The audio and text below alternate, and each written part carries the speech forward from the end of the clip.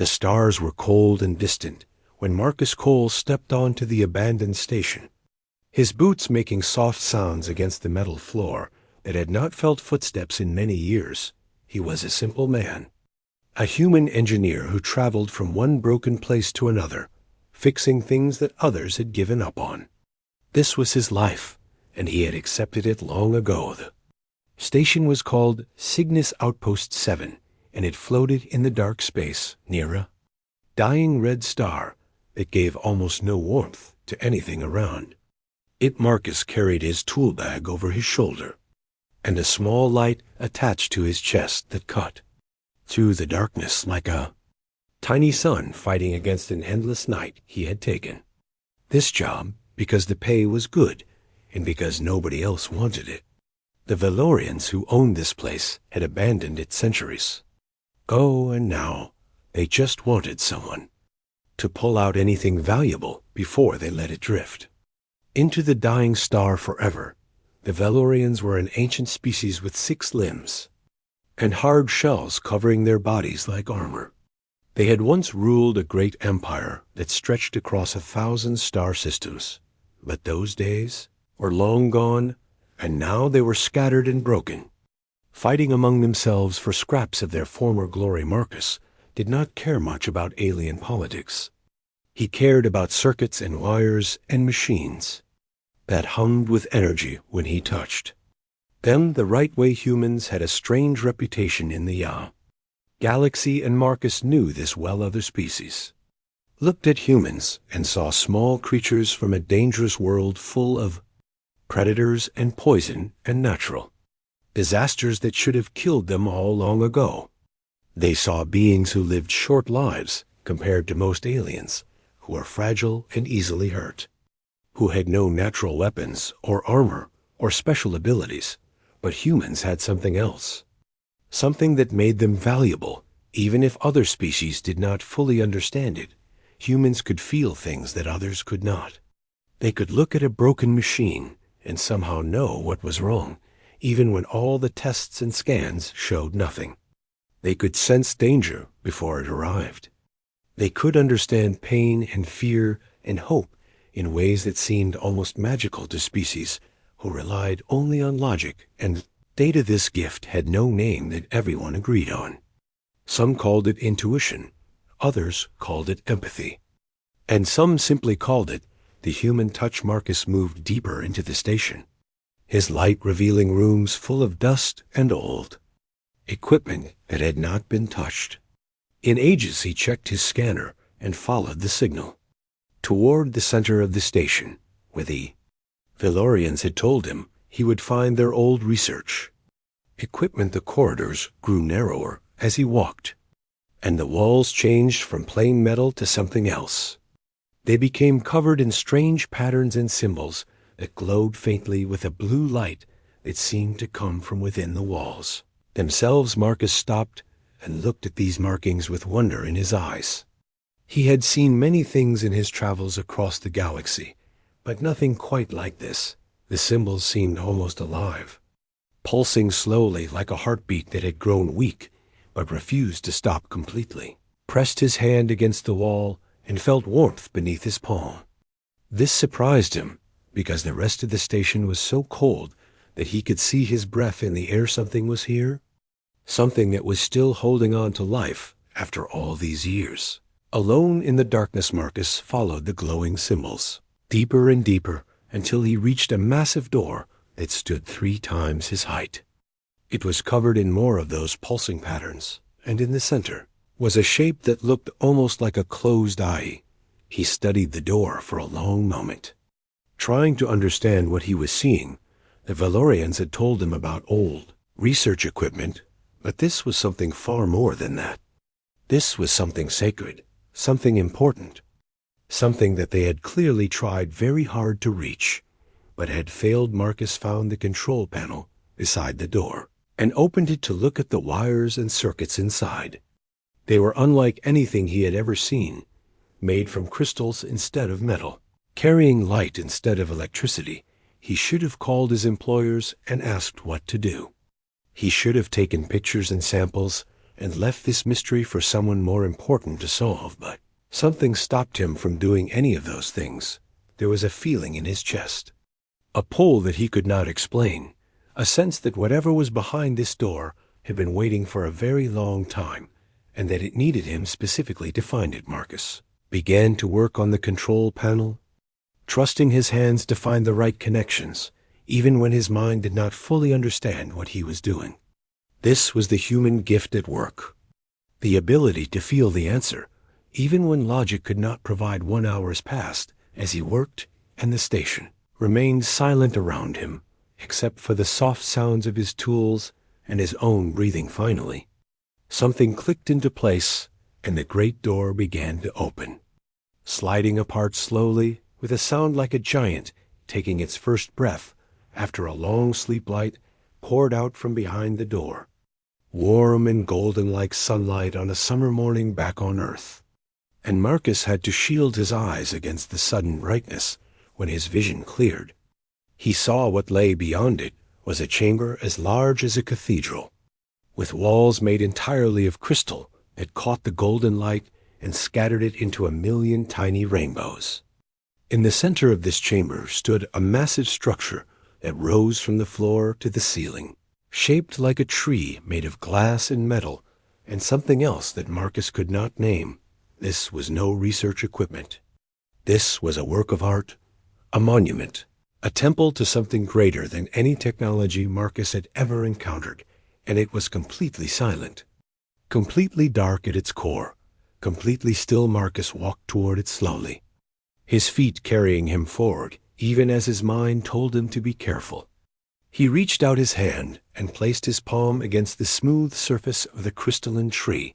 It was warm, just like the walls had been, and beneath that warmth he felt something else. Loneliness. The feeling hit him like a wave, so strong that tears came to his eyes without warning. This thing, whatever it was, had been alone in the darkness for so long that its pain had become part of its very being. Marcus did not remove his hand. Instead, he pressed it more firmly against the crystal and spoke words that came from somewhere deep inside him. "I am here now," he said softly, "and I am not going to leave you." He did not know if the thing could hear him or understand him, but it did not matter. He had made a promise, and he intended to keep it. This was the moment that would change everything.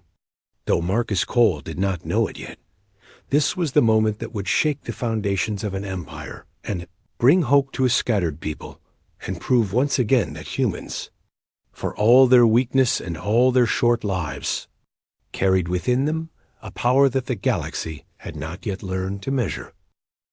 3 days passed, and Marcus did not sleep. He worked on the crystalline tree without rest, his hands moving across its surface as if guided by something beyond his own understanding.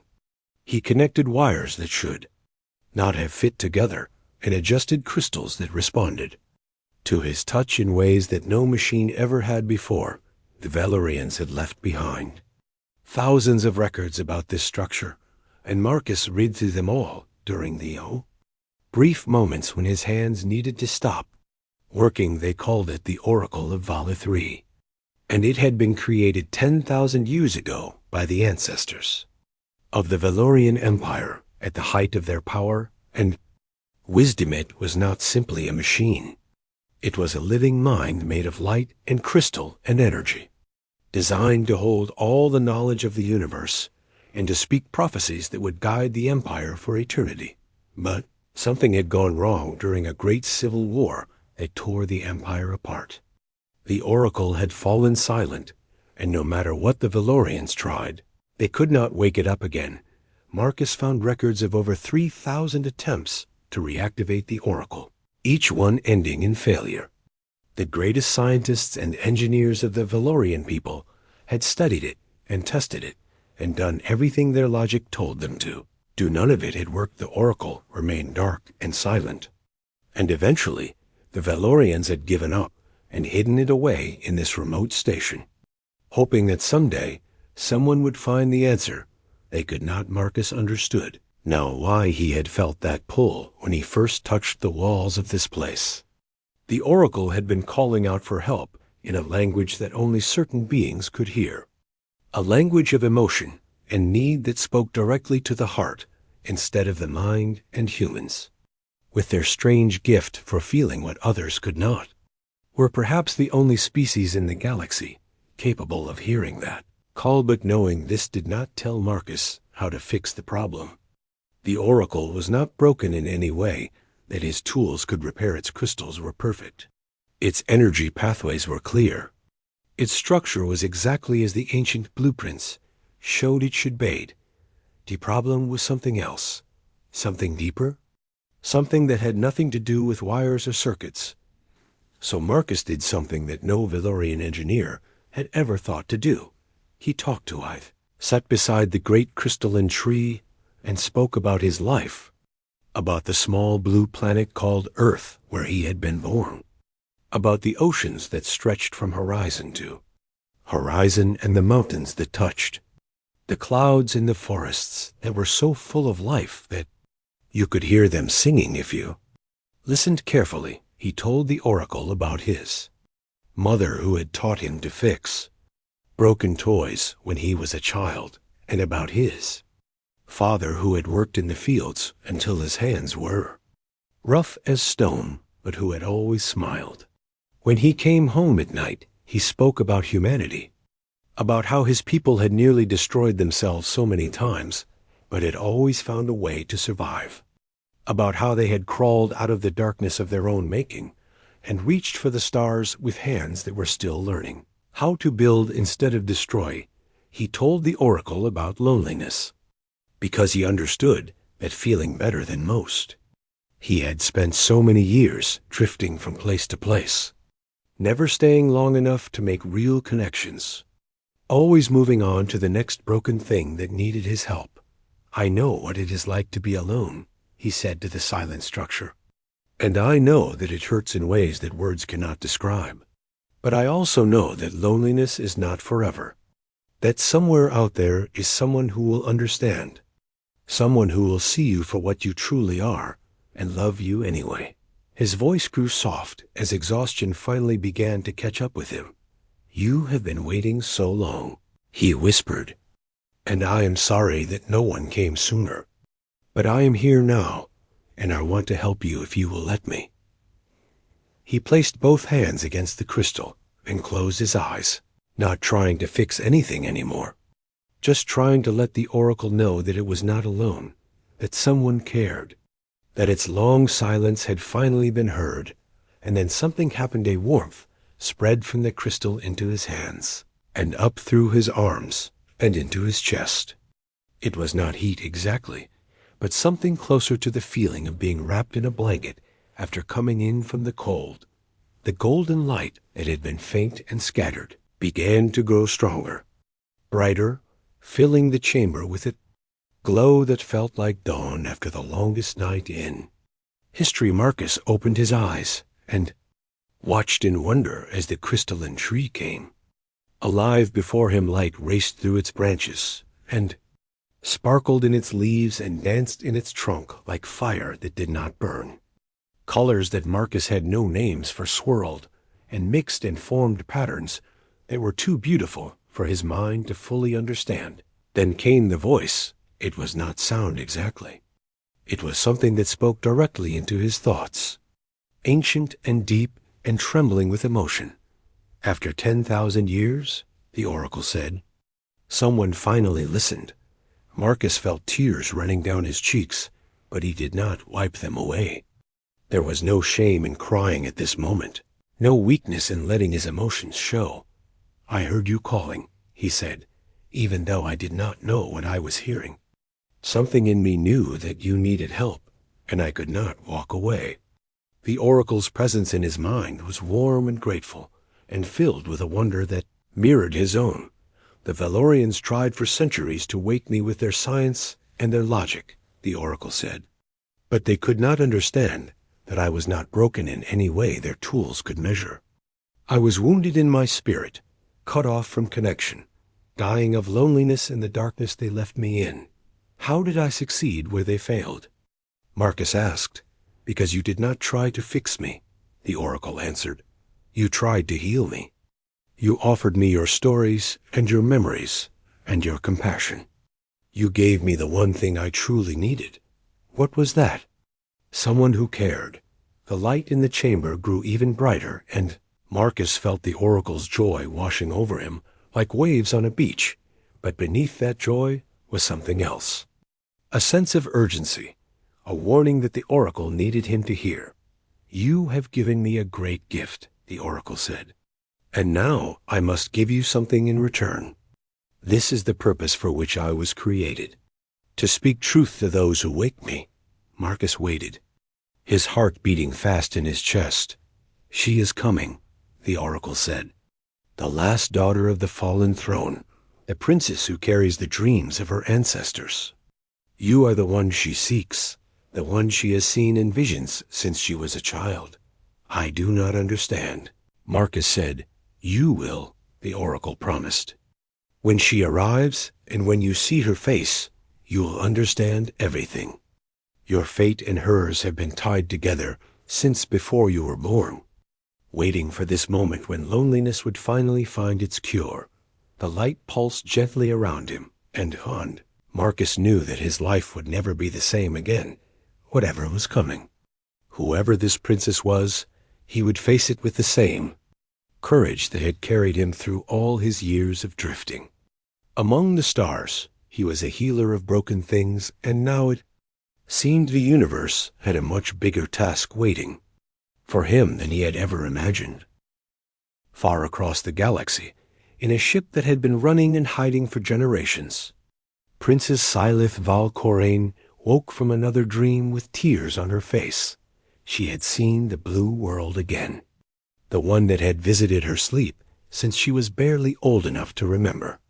It was a planet covered in water and green growing things and creatures that moved with a grace that made her hearts ache with longing, and there had been the same figure that appeared in every dream, standing in a field of golden plants that swayed in a gentle wind.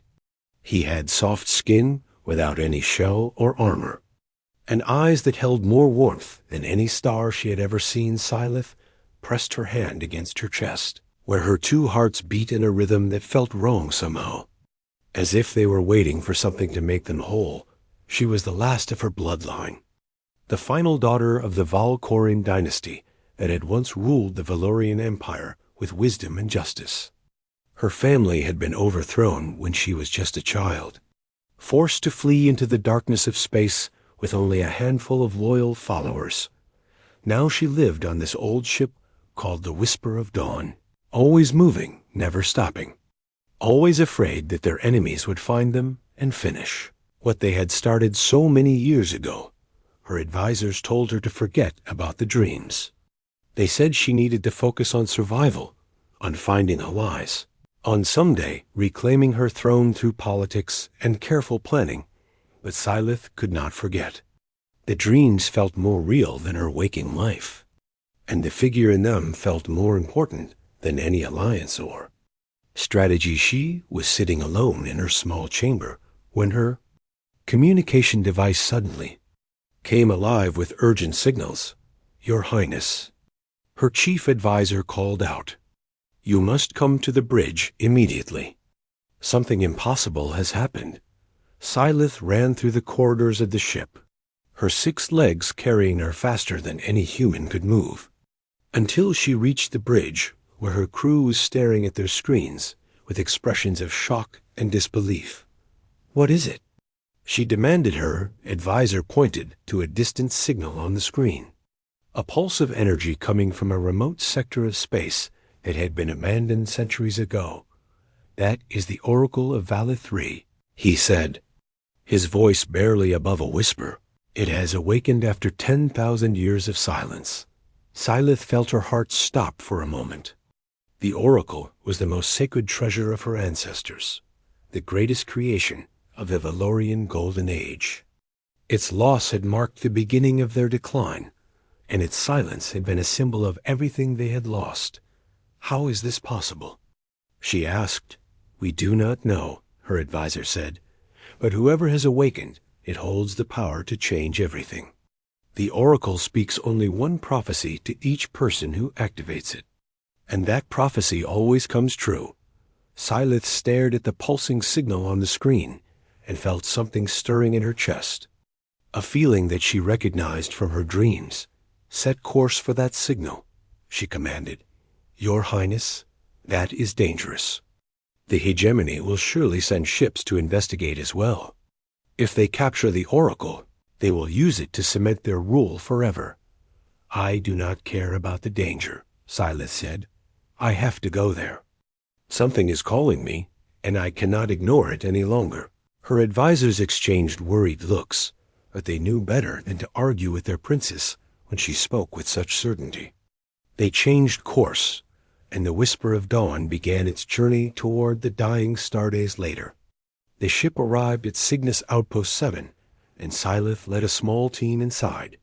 Her heart's beating faster with every step. She followed the glow of the oracle's light through corridors that her ancestors had walked 10,000 years ago, past walls covered in symbols that her people had created when they were at the height of their glory, and then she reached the central chamber and saw something that made her stop completely. There was a human sitting beside the great crystalline tree, eating a simple meal from a small container and talking to the oracle as if it were an old friend. He was small compared to her people, with no shell and no extra limbs, just soft skin and gentle hands and eyes that turned to look at her as she entered. The oracle's light pulsed in greeting, and its voice spoke into her mind. Welcome, daughter of the Valkorin line. You have arrived exactly as I said you would. This is Marcus Cole, the one who healed my wounds and brought me back from the darkness. He is the one you have been seeking. Sylith walked forward slowly, her eyes fixed on the human who was now standing up and looking at her with an expression of wonder that matched her own. He was exactly like the figure in her dreams. Every detail perfect, from the way his hair fell across his forehead to the warmth that radiated from his eyes like heat from a gentle fire. You, she whispered, her voice trembling. You are the person I have been dreaming of. Marcus stared at her and felt something click into place inside his chest, as if a piece of him that had been missing his whole life had suddenly returned. She was beautiful in a way that had nothing to do with her alien features. Beautiful because of the hope and fear and longing that he could see in her eyes. The oracle told me you were coming, he said, but I did not expect, I could not have imagined. He stopped, unable to find words for what he was feeling. Sylith moved closer until she was standing right in front of him, her upper limbs reaching out tentatively toward his face. He did not flinch or pull away, just let her touch him gently, as if she was making sure he was real. All my life I have dreamed of you, she said, of your world with its blue waters and green forests, of your face looking at me with kindness, of your voice telling me that everything would be all right. I thought I was going mad, seeing things that could not exist, hoping for someone who would never come. I am here now, Marcus said, taking her hands in his. And I am not going anywhere. The oracle's light wrapped around them both like a blessing, and for the first time in her life, Princess Sylith Valkorin felt like she had finally come home, but their moment of peace would not last long. Across the galaxy, powerful forces had detected the oracle's awakening and were already moving to claim it for themselves. True test of their connection was still to come, and it would shake the very foundations of everything they knew for now. Though they stood together in the golden light, a human engineer and an alien princess, bound by dreams that had crossed the stars to bring them to this moment, and the oracle watched them with ancient wisdom, knowing that the prophecy was only beginning to unfold. The warning came 3 days after Sylith arrived at the station. Her communications officer rushed into the oracle's chamber with fear written across his armored face, his 6 legs stumbling over each other in his haste. Your Highness, he gasped, the hegemony has found us. They are sending a fleet of 50 warships and they will arrive within 2 standard days. Marcus felt Silith's hand tighten around his, and he saw the light of hope in her eyes begin to fade.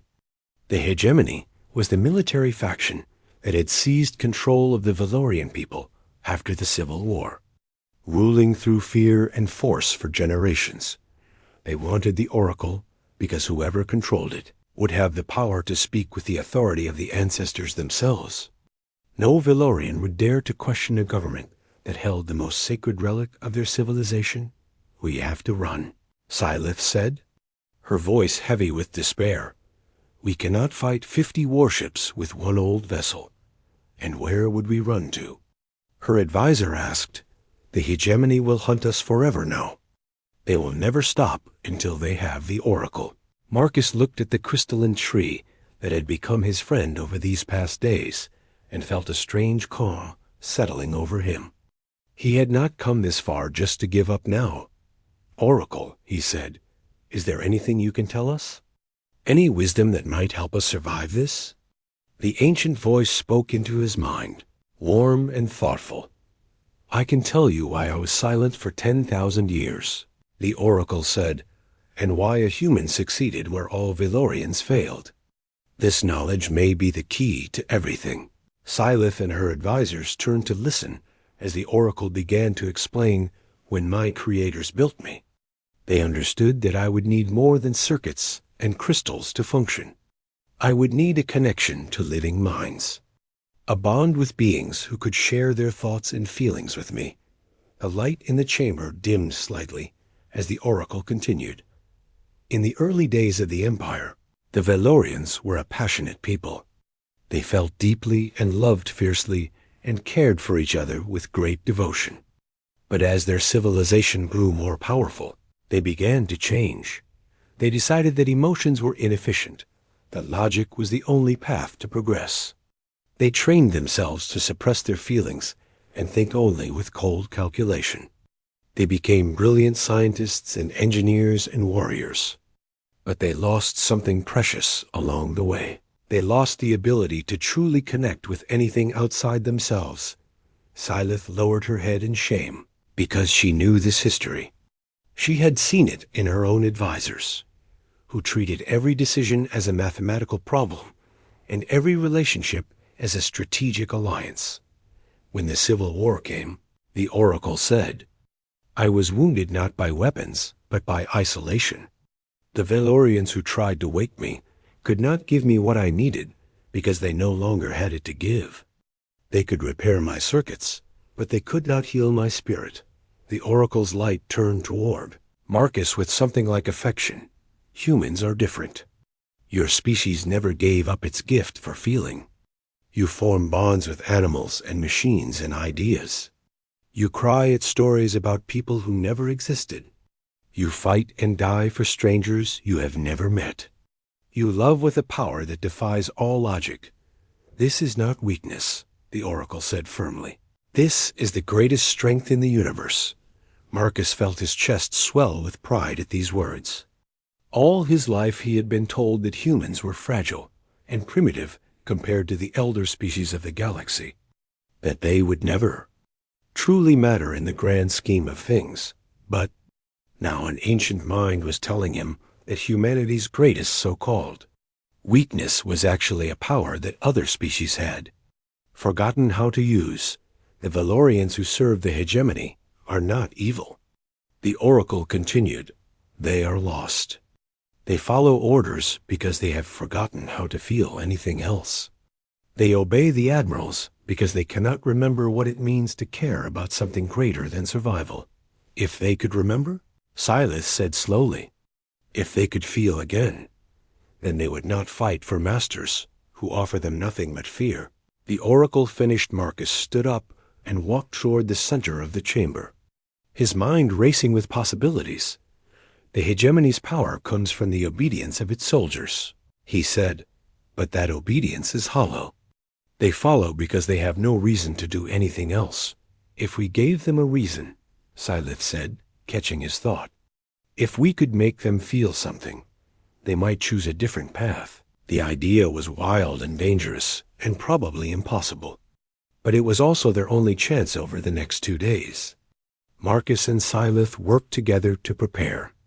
They gathered every piece of communication equipment on the station and connected it to the Oracle's crystalline structure, creating a network that could broadcast across the entire sector. Marcus recorded messages, dozens of them, speaking not to the admirals who commanded the fleet, but to the ordinary Valorians who crewed the ships. He told them about Silith, about her dreams of a better future, about her willingness to forgive the past and build something new.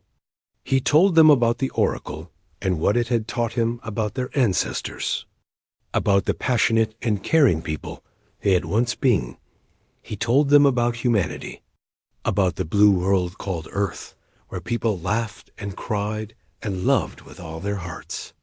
He told them about his mother's hands and his father's smile and the feeling of rain on his face during a summer storm. And he told them about choice, about the power that every living being had to decide who they wanted to be and what they wanted to serve. You are not machines, he said in his final message.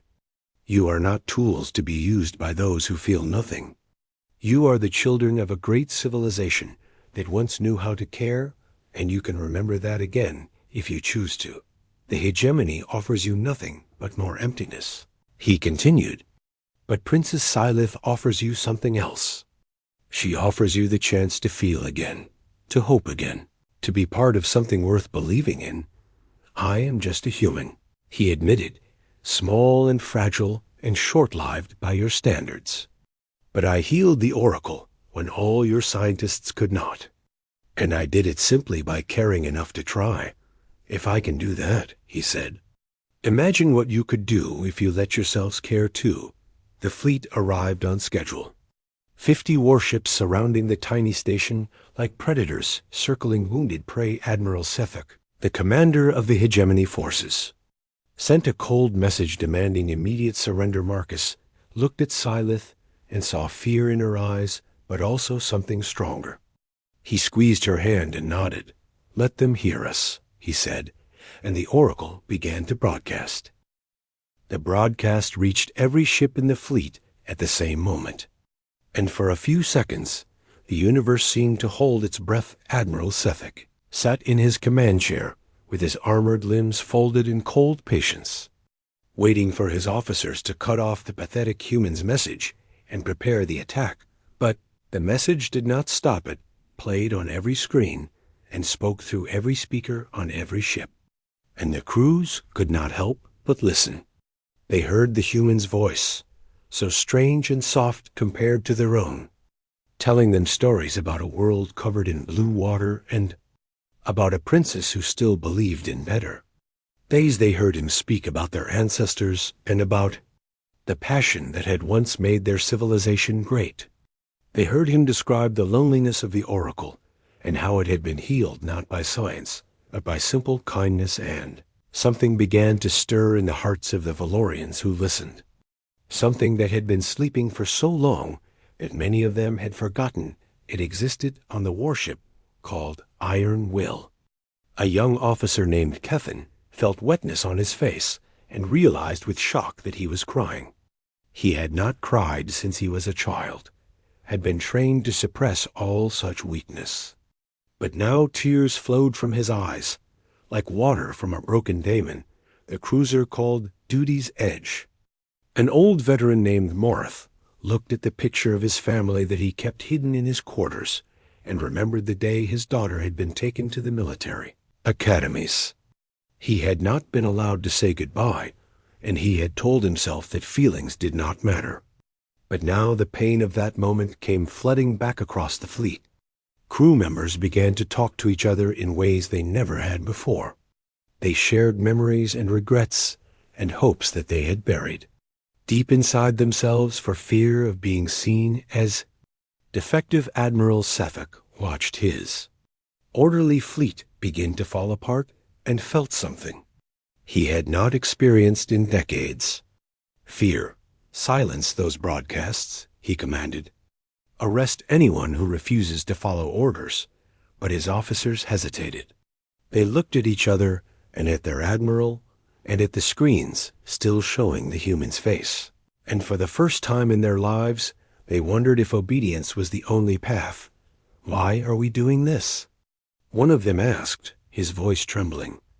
"Why are we fighting to take something sacred from the true heir to our throne?" "Because we are ordered to," Sedek replied coldly. "That is all the reason we need." "But it is not enough," the officer said. "Not anymore." He removed his insignia and placed it on the floor, then walked away from his station. Within minutes, others began to follow. Stock ordered his loyal soldiers to arrest the deserters, but there were too many. The mutiny spread like fire through dry grass. Jumping from ship to ship, as crew members made contact with each other and shared what they were feeling, the human had reminded them that they were more than tools of war, more than machines following programming. They were living beings with the power to choose their own destiny one by one. The warships lowered their weapons and powered down their targeting systems. One by one, they broke formation and drifted away from the station. Admiral Sethek found himself alone on the bridge of his flagship, abandoned by his crew. Watching his fleet dissolve around him like morning mist in sunlight, he could have fired on the station himself. His ship still had enough power to destroy it 10 times over. But as he reached for the weapon's control, he found that his limbs would not move. The human's words echoed in his mind. "You are not machines. You are the children of a great civilization that once knew how to care." Sethek remembered his mother, who had sung him to sleep when he was small. He remembered his brother, who had died in a pointless war that neither of them had believed in. He remembered all the feelings he had crushed inside himself in order to climb to power, and for the first time in his long life, Admiral Sethek wept. Hours later, the fleet was reformed under a new command. Princess Sylith Valkorine stood on the bridge of the flagship with Marcus at her side, looking out at the ships that had chosen to follow her. "I do not know if I am worthy of this," she said softly. "I am not a warrior or a great leader. I am just a girl who had dreams she could not explain." Marcus took her hand and smiled. "You are exactly what your people need," he said. "Not a warrior, but a healer. Not someone who rules through fear, but someone who leads through hope." The oracle's voice spoke to both of them. Warm and proud, "This is only the beginning," it said. "The hegemony's hold on your people was already weakening. What happened today will echo across the galaxy, and more will come to join you. The Valkorine dynasty will rise again, but it will be different this time."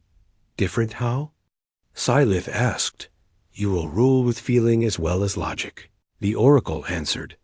"You will remember what your ancestors forgot and teach your children to never make the same mistake. And you will have a human by your side to remind you always of the power of caring." In the months and years that followed, the prophecy came true. Sylith reclaimed her throne, not through conquest, but through reconciliation, bringing together the scattered factions of her people under a banner of hope and renewal. Marcus became her consort and advisor, the first human to hold such a position in Valorian history. He was never a king or a general, just a simple engineer who fixed broken things. But that was exactly what the Empire needed. He taught the Valorians to sing again, to laugh again, to cry when they were sad, and shout when they were happy. He showed them that emotions were not weaknesses, but strengths, bridges that connected one soul to another across any distance. And when their first child was born, a beautiful girl with her mother's grace and her father's warm eyes, Marcus held her in his arms and wept with joy as Sylith watched with love pouring from her hearts. The oracle recorded everything, as it always had, preserving the story for future generations. This is the tale of how a human healed a silent machine. It would tell visitors who came to seek its wisdom, and how that act of kindness changed the fate of an empire. Remember always that the greatest power in the universe is not strength or intelligence or technology. The oracle would conclude. It is the simple choice to care about something beyond yourself. Humans call this love, it would say. And there is nothing in all the stars that can stand against it. And across the galaxy, on 100 worlds and 1,000 stations, beings of every species heard this story and felt something stir in their own hearts. A reminder that no matter how dark the night might seem, there was always hope as long as someone was willing to reach out and care. This was the legacy of Marcus Cole, the drifter who became a legend, and Princess Sylith, who became an empress. This was the light that would never go out.